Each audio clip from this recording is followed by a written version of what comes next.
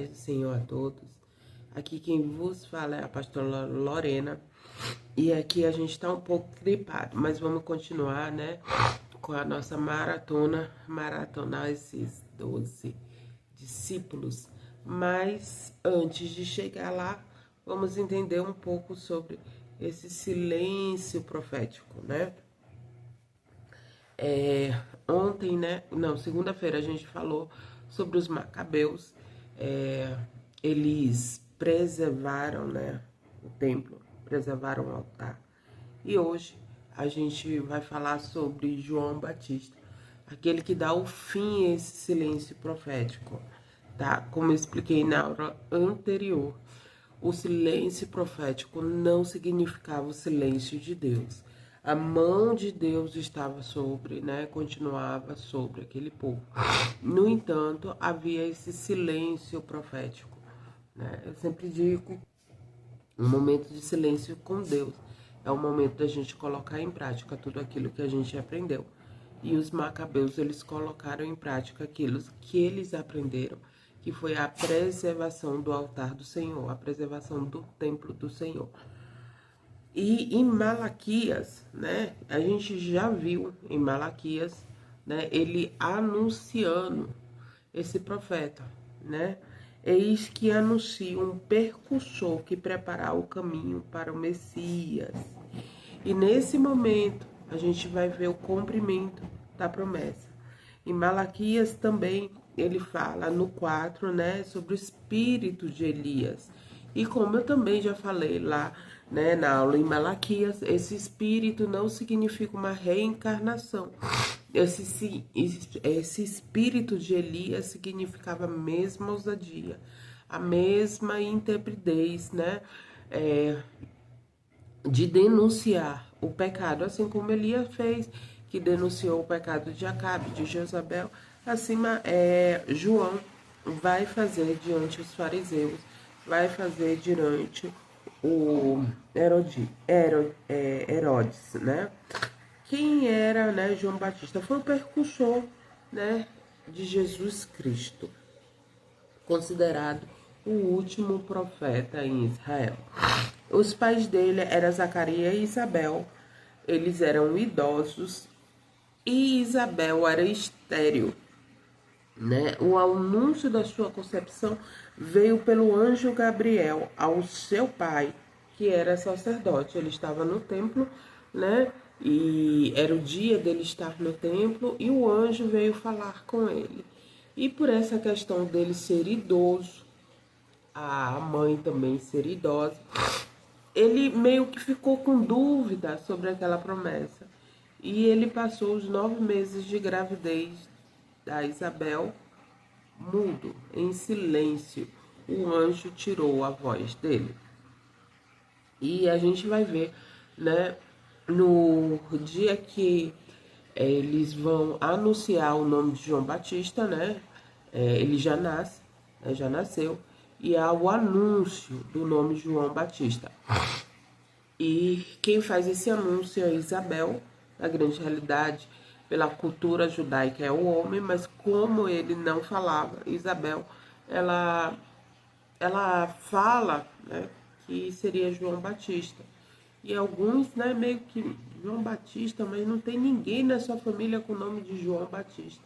E é nessa hora, né, que Zacarias, ele volta a falar e anuncia, né, que o nome dele seria João Batista, ele seria Nazireu, e ele tem um chamado diferente, né, dos outros sacerdotes, dos outros levitas, né, de todos aqueles que já vieram antes dele. O chamado dele era diferente. Ele foi consagrado a Deus desde do seu nascimento como Nazireu. O que é Nazireu? A gente vai ver lá Sansão. Sansão também é considerado nazireu. Ele não corta o cabelo, ele faz alguns votos, né? De não cortar o cabelo, de não se abster uma vida de luxo, se abster ao álcool, se abster a mulheres estrangeiras. Então, Samuel também é um nazireu. Então a gente vai ver. Aí alguns profetas também, né? Eles fazem esse voto de nazireu, de se abster. né, algumas dos prazeres, entre aspas, da carne. E aí a sua missão é preparar o povo para a chegada do Messias. Aí, vamos lá. João Batista, o decorrer, né, histórico de João Batista, ele inicia o seu ministério, né, batizando as pessoas. Ele sai desse contexto templo, né, para batizar as pessoas aonde? No Rio Jordão. A gente vai falar sobre o batismo, mas eu quero dar continuidade, né, esse contexto histórico de João, né, essa biografia de João Batista.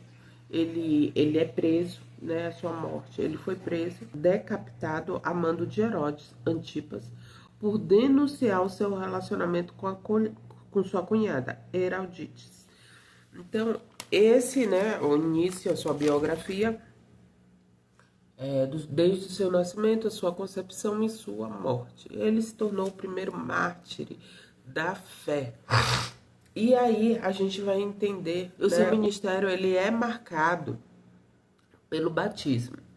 E a gente pergunta assim, tem muitas pessoas que têm essa ideia, da onde esse batismo? Da onde João tirou essa ideia de batizar as pessoas? Porque se a gente lê, né, nenhum profeta batiza. A gente não vai ver profetas batizando. E vem João e ele começa a batizar pessoas. A gente vai entender uma coisa. Antes de João Batista, Israel já conhecia rituais de purificação. Está lá no livro de Levíticos. A gente vai ver também uma figura conhecida, né? Betseba, que ela está fazendo um ritual de purificação depois das suas regras. E aí Davi olha para ela.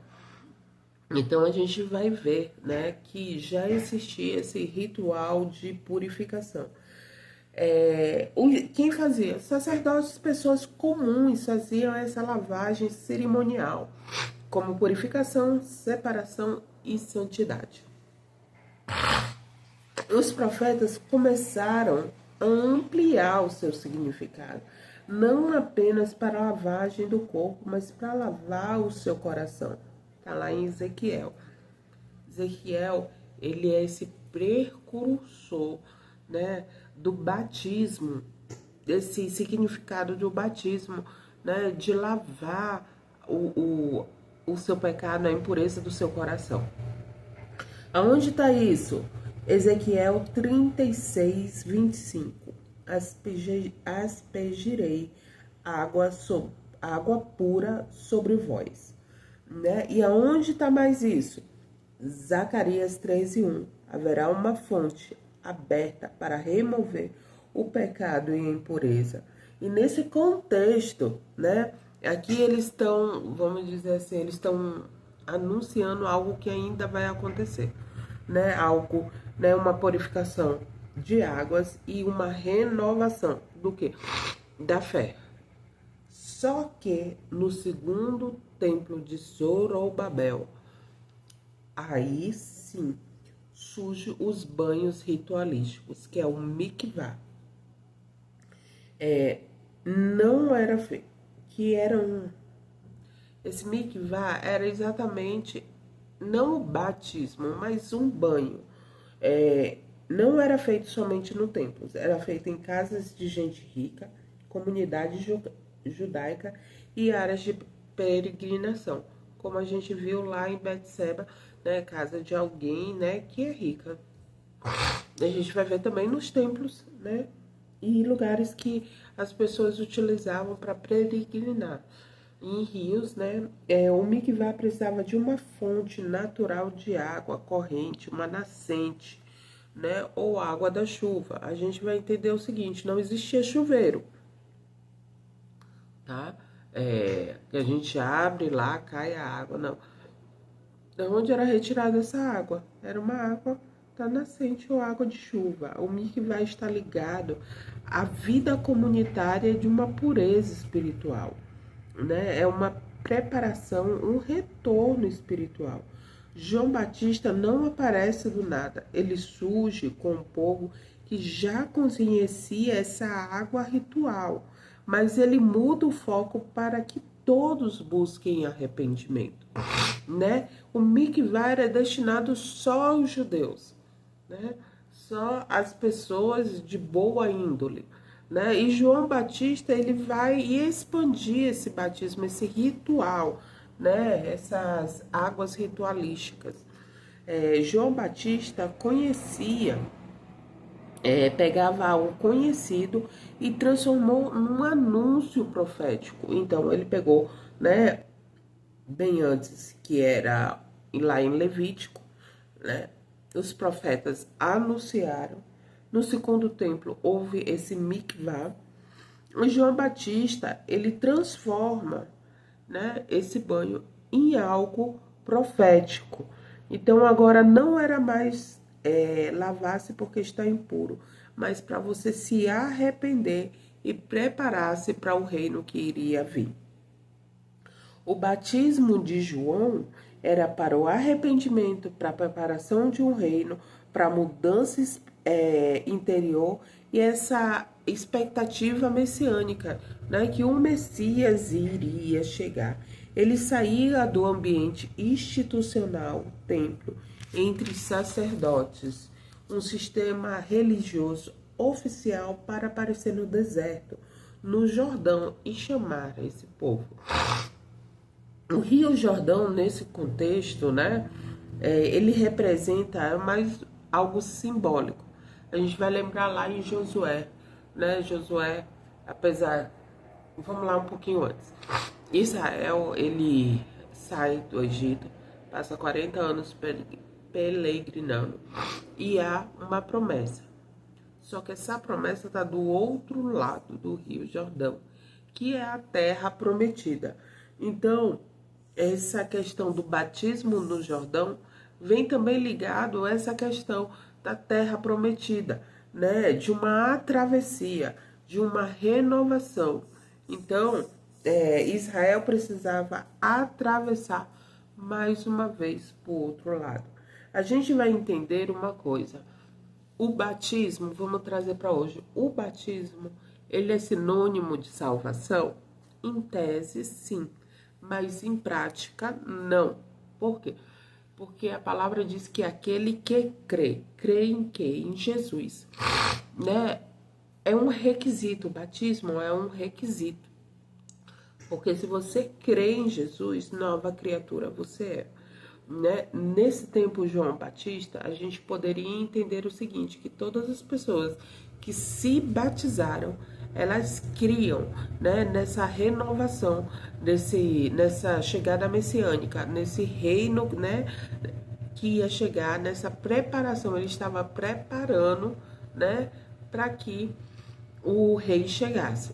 Hoje em dia você se batiza hoje e amanhã você decide, né, ir para outra religião, outra cultura, abandonar a Deus. Então, por isso que o batismo não é sinônimo de salvação. Agora, crer em Cristo, sim, porque é algo que se você crer e ser fiel até o fim, é sinônimo de salvação. Mas se você crer em algum momento você abandonar, chegar até naquele grande dia e eu abandonei, aí é outra coisa, né? Não é mais sinônimo de salvação, né? O chamado do mikvah saiu do centro para ir para as margens. Aquilo estava centrado, né, em sacerdotes, estava centrado dentro do templo. E agora ele chega para quem? Para as pessoas comuns, para os soldados, cobradores de impostos, pecadores. Então chega para qualquer um. Ai, eu criei, eu quero mudança. Então vamos se batizar. A gente vai ver também lá em João os discípulos de Jesus batizando. A gente vai ver, né, em Atos, todos aqueles que creem, né, que criam, eles eram batizados. A gente vai ver em Atos, né, aquele povo sendo batizado. Então, né, aquela casa sendo batizada não só pelo Espírito Santo, mas batismo sobre as águas. Né? O povo esperava uma voz no templo, mas Deus levantou uma voz no deserto. Então, Muitas vezes não é como eu e você queremos, é como Deus decide fazer. Às vezes eu tava vendo, né, um desses vídeos na internet, o moço falando que muitas vezes a gente deixa, né, de ir no dia de culto para ir a outra igreja porque a gente quer ver aquele pregador famoso. A gente até inclusive paga para isso, né? Para ver aquele cantor, pregador que é famoso. E às vezes, às vezes não, o mesmo Deus que tá lá naquele lugar tá na nossa igreja, tá no templo. Só que o nosso coração tá fechado.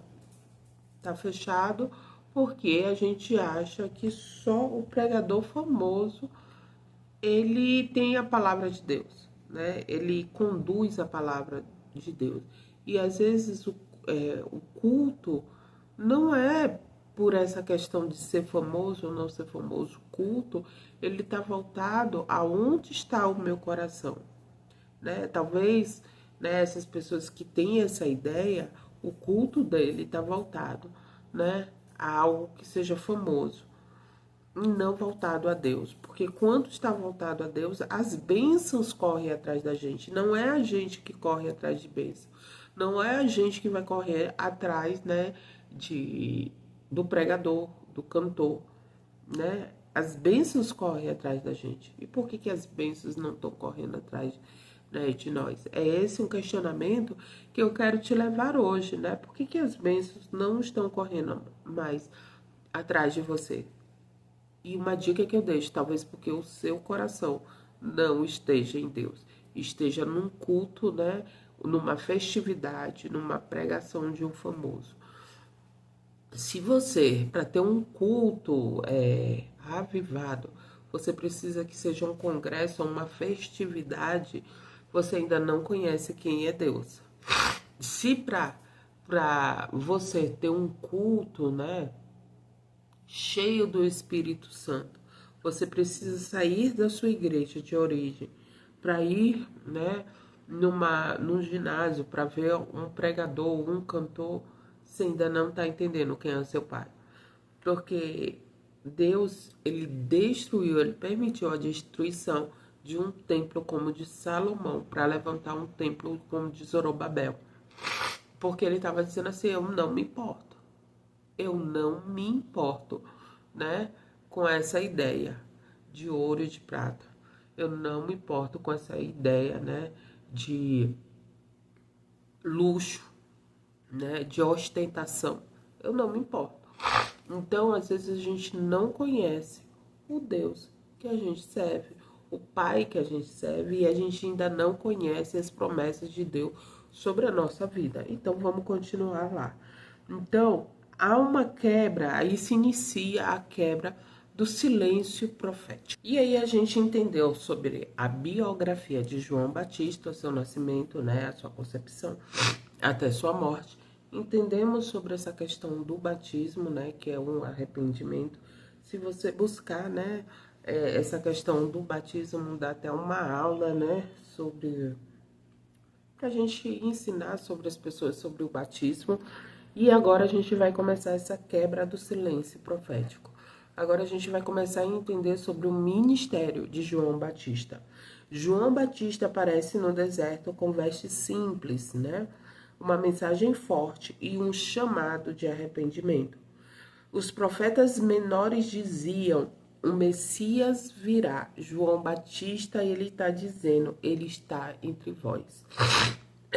Os profetas menores anunciaram um reino futuro, um arrependimento e uma restauração. João Batista, ele fala de um arrependimento, uma preparação, uma expectativa a mais ao reino que já chegou, né? Esse reino já estava, né, entre o povo ali, né? Porque o Messias já estava andando sobre aquele junto com aquele povo. João Batista foi percussor, anunciador, a ponte entre a aliança. Por quê? aquilo que os profetas menores, né? Claro que houve profetas, né? Os profetas maiores, como Isaías, mas aquilo que os profetas menores estavam anunciando, agora estavam acontecendo. E João Batista é essa ponte, né? Que de um profeta até ato, né? Está acontecendo, que é o Messias, a chegada do Messias. João Batista, né, é aquele que muitas vezes a gente não dá valor, né? Porque às vezes a gente espera que a pessoa vai profetizar sobre a nossa vida, bênção de carro, aquele sim é profeta. Aquele é profeta, né? Porque está anunciando, profetizando algo, né, que vai massagear o nosso ego, algo que não vai nos fazer bem, né, entre aspas. Algo que vai nos deixar, né, à vontade. João Batista não, ele vai exatamente na contramão. Ele vai profetizar arrependimento, né? Ele vai anunciar, né, que o rei chegou, né? O rei estava entre nós e ele vai, né, falar palavras fortes aos fariseus, raça de víboras. Por que que ele fala isso, né? Para os fariseus, aqueles, né, que eram guardadores, né, da palavra de Deus, aqueles que guardavam a palavra de Deus. Ele vai falar isso porque ele sabe de um sistema corrupto que existia no templo. Ele sabe desse sistema corrupto. Ele sabe, né, essa exploração que vem lá dos pequenos profetas até, né, naquele tempo em João Batista acontecendo. E até hoje acontece essa exploração. Eu sinto te informar que até hoje acontece essa exploração. Essa exploração que vem sendo denunciada dos pequenos profetas, ela se alastra, né, a João Batista e ela vem até hoje. Essa exploração da fé, essa exploração financeira, essa exploração, né, essa corrente, né, que alguns pseudos pastores querem colocar nas ovelhas para que elas tenham uma dependência espiritual deles, né? Eles decidem para onde elas vão, com quem elas falam, como e onde. Então, há tudo em volta, né, sobre essa dependência, né? Se alguém sair da igreja, olha, ninguém mais pode falar com fulaninho porque saiu da igreja, né? Se você passar numa faculdade, não, não, não. Como meu filho não passou, você também não pode fazer a faculdade. Deus está dizendo aqui sobre a minha vida que você não pode fazer a faculdade. E se a gente olhar, não pode porque ele está magoado que o neto, que o filho, que o sobrinho não passou na faculdade. Então ele tenta reger a vida de outro, né, com aquilo que está baseado na sua vida. Eu sempre conto essa história, né, de uma moça, uma missionária, quando a primeira vez que eu fui fazer entrega no Natal, entrega de comida no Natal. Eu nunca tinha feito, né? Eu já fazia, né, durante o ano inteiro, mas no Natal eu nunca tinha feito. E aí uma pastora, ela profetizou, né, que a gente iria fazer. E eu olhei pra cara dela, sabe quando você diz assim, ô, coitada, nem sabe o que ela tá falando. Por quê? Porque a minha condição financeira de preparar uma ceia de Natal para aquelas pessoas eram mínimas. Eram mínimas, primeiro porque eu não tinha uma igreja, eu tinha uma célula que as pessoas acreditavam, né? Acreditam até hoje nesse ministério evangelístico, e era isso que eu tinha na mão. E eu olhei e disse assim, ô, coitada, meu Deus do céu. Mas está profetizando, vamos lá. Mas depois que ela profetizou, que eu cheguei em casa, que eu caí em si, eu fiz uma oração a Deus. E nessa oração eu disse assim, pai, se tu tá nesse negócio, né, eu não tenho nada. Você sabe que eu não tenho. Então você providencia tudo. Você vai providenciar tudo que essa mulher diz. Você vai providenciar pernil, peru, arroz, cheddar, farofa, salada de maionese, tudo que essa mulher profetizou. Segunda-feira meu telefone toca. Lorena, pra quê? Um moço, ele falou, que me conhecia, eu não sei da onde, porque eu nunca vi esse moço. Que ele, né, que Deus tocou no coração dele, para ele patrocinar a ceia de Natal para os moradores de rua. Eu e minha mãe fomos buscar esse dinheiro. Era numa agência de modelo que a gente foi buscar esse dinheiro e era um cheque. E deu para cobrir tudo isso, né, que a pastora tinha profetizado. A gente ia dia 24, a gente ia sair de casa às 10 horas da noite para entregar essa comida. Dia 23, já tinha comprado tudo. Já tinha comprado pernil, peru, farofa, já tinha feito tudo. E me liga uma missionária e disse assim, olha, Lorena, eu não queria jogar um balde de água fria, mas Deus, ele me falou que não é para você fazer esse trabalho, que ele não tá no negócio. Imagina, eu nem freezer tinha. O que eu tinha comprado dia 23 para preparar dia 24. Porque eu não tinha freezer. E nem tenho, né? O freezer não tinha. Então não tinha como armazenar. O que ia acontecer? Eu ia jogar toda aquela comida fora, né? Por falta de armazenamento, sair doando, né? Gente, quem quer um pedacinho de pernil, quem quer um peru. E aí, sabe, eu fiquei naquele pânico. Mas quando você ora a Deus, quando você, né, não se deixa levar né? Ah, porque fulano tá falando em línguas, porque fulano tá sapateando, tá rodando, tá isso. Você entende a voz, né, do seu pastor, você não se confunde. Aí eu fui abrir a Bíblia. E na Bíblia estava abrindo Salmos e estava escrito assim, que Deus se agrada daquele que ajuda a órfã, a viúva e o necessitado. Daí eu nem precisei mais ler o resto, eu já tinha entendido o que Deus queria comigo. E eu fui, e foi uma noite maravilhosa. E eu vou te falar uma coisa, a pessoa que profetizou para mim que não era para mim ir, era a primeira que estava lá. E eu acho engraçado, se Deus falar para mim, olha, não vai, não faz, não tô no negócio, eu não vou. Mas era a primeira que estava lá. Então, questão, né, da gente colocar os nossos olhos naquilo que a gente acha, né, que Deus está, talvez a gente esteja enganado, né? Às vezes Deus está no templo de Zorobabel e faz tempo que ele, né, deixou no templo de Salomão. Talvez Deus esteja naquele lugarzinho, né, que a gente olha e diz assim, né? E João Batista foi a voz que ligava a promessa ao cumprimento, né? Ele é, como eu falei, ele é aquela ponte, né, dos menores profetas, dos pequenos profetas que anunciaram. Ele é a ponte até a chegada do Messias. É ele, né, que faz essa conexão. Sempre que você se lembrar, alguém anunciou. Alguém anunciou a vida, não foi de uma hora para outra. Alguém fez esse anúncio. E João Batista foi essa ponte para que todos conhecessem quem era o Messias. Foi ele que anunciou. Entende isso, né? Ele não era um dos 12, ele não era um discípulo, né, do apostolado. Ele era, né, apenas essa ponte. Ele entendia quem ele era.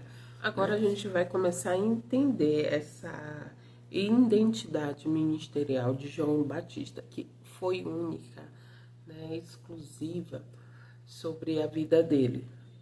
Por quê?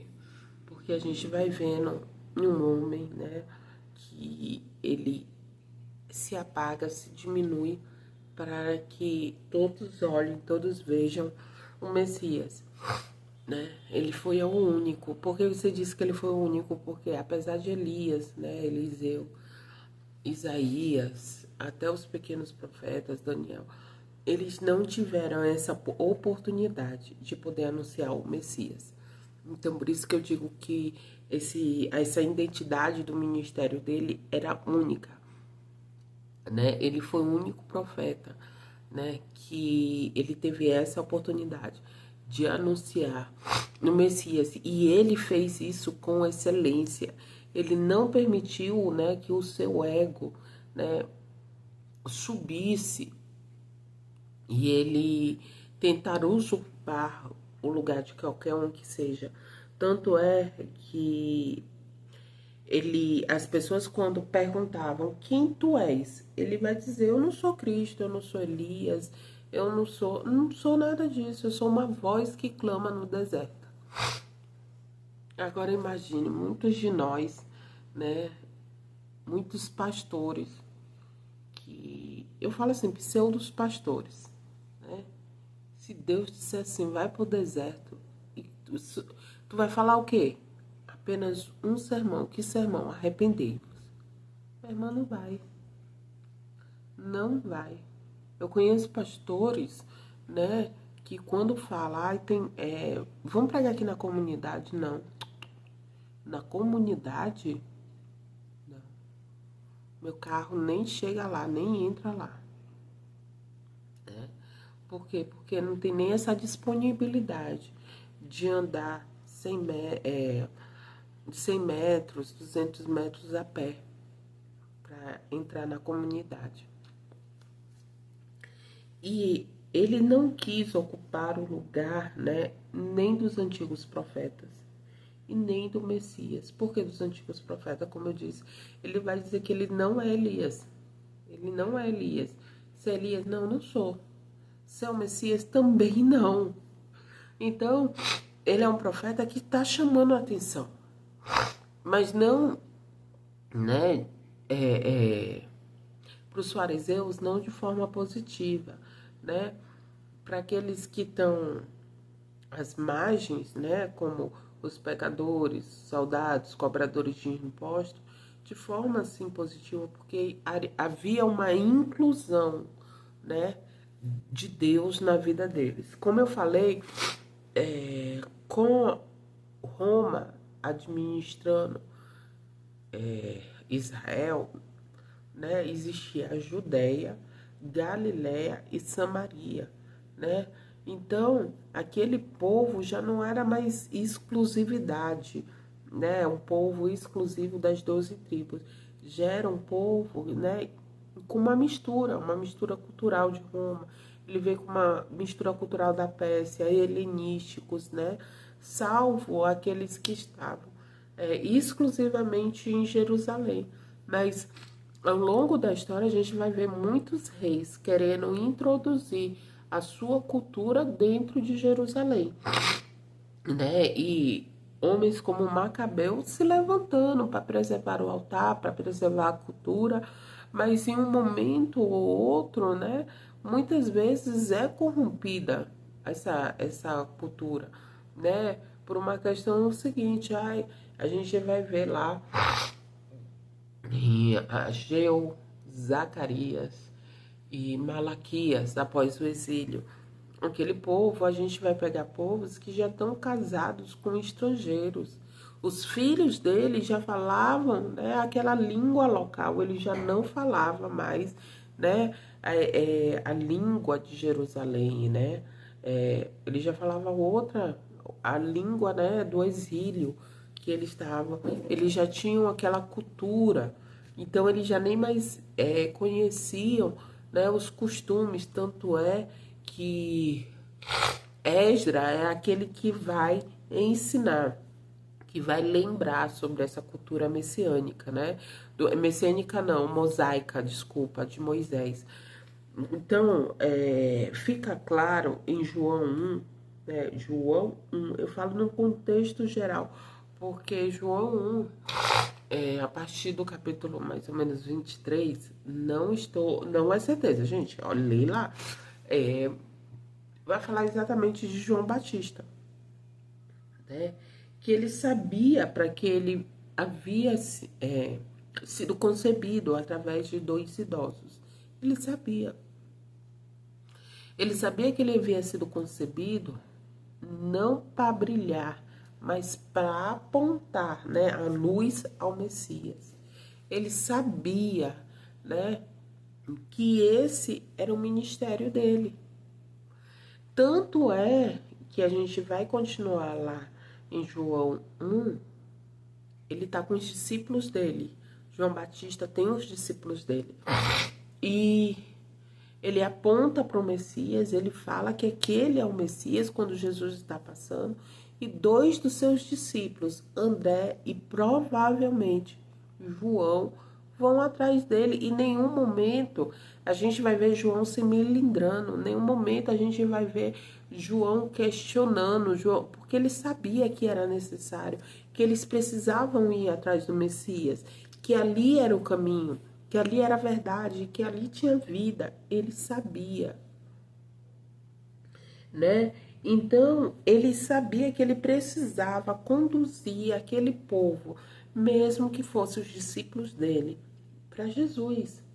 Então, a gente, se alguém tiver uma proposta de emprego em outro lugar, alguns pastores se melindram, porque vai sair daqui para ir para outro lugar, outro ministério, outro. Será que a preocupação é essa ou será que a preocupação que são menos 10% do dízimo daquela pessoa na sua igreja?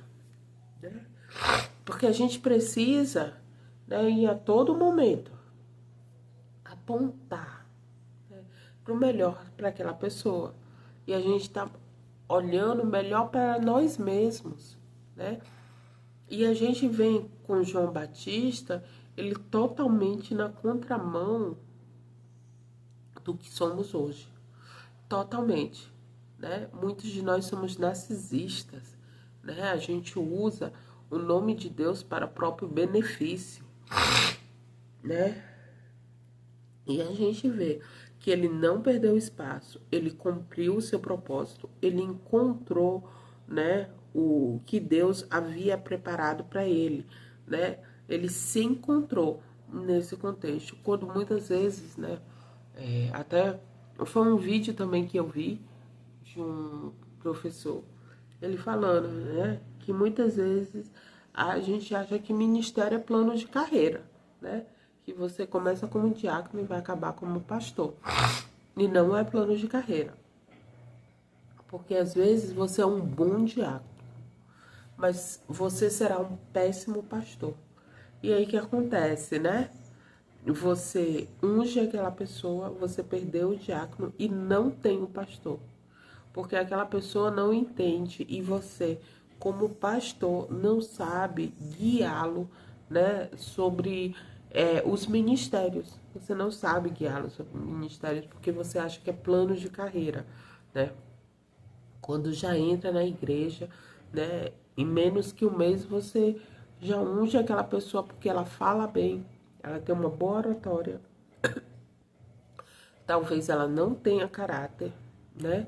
E você ungiu aquela pessoa a pastor, a presbítero, a evangelista, a missionário, porque bem te convém. E tudo bem, mas você não reclame depois, né, com Deus sobre essas situações. João Batista, ele em nenhum momento vai brigar, né, por um lugar, uma posição. Ele vai virar e dizer assim, olha, porque eu sou primo de Jesus, eu preciso, eu tenho que... Não, em nenhum momento ele vai fazer isso. Então eu amo muito essa ideia ministerial, essa identidade ministerial de João Batista que vai confrontar muito a gente, vai confrontar muito, né, cada um de nós. Porque será que você está fazendo isso para o seu benefício, né, ou porque você está focado em Deus? Se Deus irá dizer assim, ei, você será como Lázaro, amigo de Cristo, mas você não será um dos 12. Você será como João, né? Você apenas vai levantar, vai apontar para pessoas, mas você não será. Né? Será que o seu ego está preparado para isso? Né? Porque quando a gente tem que ofuscar o nosso brilho para deixar que o outro brilhe, quando a gente tem que sair do palco, né, para dar espaço para outro, quando a gente tem que se sentar na plateia, né, para que o outro faça, como você se sente? Se você se sente incomodado, você ainda não entendeu essa identidade ministerial. E você precisa procurar a sua identidade ministerial. Porque quando você está confortável onde Deus te colocou, você não precisa tomar do lugar de ninguém. Você não precisa brigar por posições. Você não precisa, porque em algum momento você... Ah, eu não consigo pregar na igreja, mas eu consigo pregar na internet. Eu não consigo falar do amor de Deus nesse lugar, eu consigo falar do amor de Deus nas ruas. Então você vai se encontrando, você vai se encaixando. Você não precisa dessa essa disputa. Você faz porque não é para o pastor, você faz porque é para Cristo. Você muda a sua concepção. João não quis ser a promessa, ele quis preparar o caminho para a promessa. Fica com essa palavra, come essa palavra. João, ele não quis ser a promessa. Ele quis preparar o caminho para a promessa. Tá bom? Se você gostou dessa aula de hoje, encaminha para alguém. Encaminha para o seu pastor, encaminha para o seu amigo, encaminha para aquele que não sabe bem o que, né? Gente, Jesus me chamou para quê? Encaminha para ele, né? Talvez ele esteja um novo norte, um novo horizonte, né? Coloca um joinha, um gostei e principalmente se inscreve no meu canal, que assim que tiver novas gravações, né? Você será o primeiro a saber, tá? As nossas aulas essa semana foi segunda, quarta e sexta, porque a gente vai falar de 3 preparos, né? Para esse chamado messiânico, né? Para esse chamado dos discípulos, né? E a introdução do Messias sobre os nossos estudos. A próxima semana a gente vai fazer dia de quarta-feira, né? Apenas dia de quarta-feira, porque eu quero preparar uma aula, né? Uma aula mais robusta, porque a gente vai estar falando sobre o Messias, né? A gente não está falando sobre qualquer pessoa. Então, essa semana iremos ter 3 dias de aula, a próxima semana apenas 1 dia de aula, onde a gente vai falar mais ou menos praticamente de 2 discípulos por vez, tá? A gente vai ver como fica, né, essa aula. Se ficar muito extensa, né, a gente vai falar de um discípulo por vez. Se der, a gente consegue introduzir 2 discípulos por vez, tá bom? Vamos orar para a gente terminar essa aula. Senhor, meu Deus e meu Pai, eu te peço nesse momento, guarda os teus filhos debaixo das tuas asas, como menina dos teus olhos. Mas, Senhor, meu Pai, que eles consigam colocar a tua palavra, Senhor, meu Pai, dentro do seu coração, para que eles não venham pecar contra ti, para que eles venham te conhecer em espírito e em verdade, para que eles venham entender essa paternidade, Senhor, meu Pai, que é a única que vem de ti. Senhor, em nome santo de Jesus, abençoa, guarda e livra de todo mal. Em nome de Jesus. Amém e amém.